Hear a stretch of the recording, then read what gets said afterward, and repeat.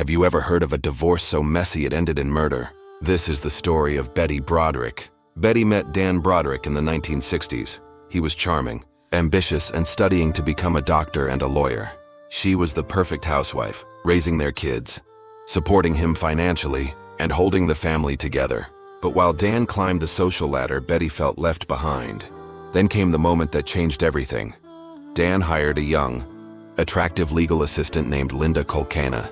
Betty suspected an affair. Dan denied it, but her instincts told her otherwise. Here's where things spiral. Betty's suspicions grew so intense she once spray-painted Dan's house and even rammed her car into his front door. But the more she lashed out, the more Dan gained the upper hand in court.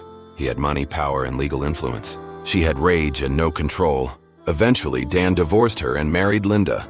For Betty, that wasn't just betrayal, it was humiliation.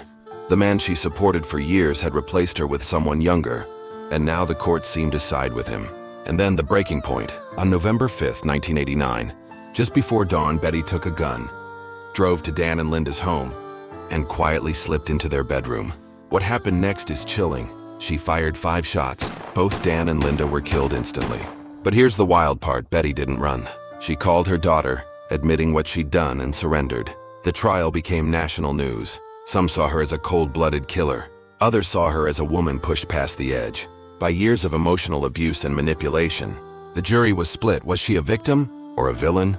In the end, Betty was convicted of second-degree murder and sentenced to 32 years to life. She is currently imprisoned at the California Institution for Women in Chino, California. She has been denied parole twice, 2010, 2017, and is next eligible in January 2032, by which time she will be approximately 84 years old. Follow for more stories.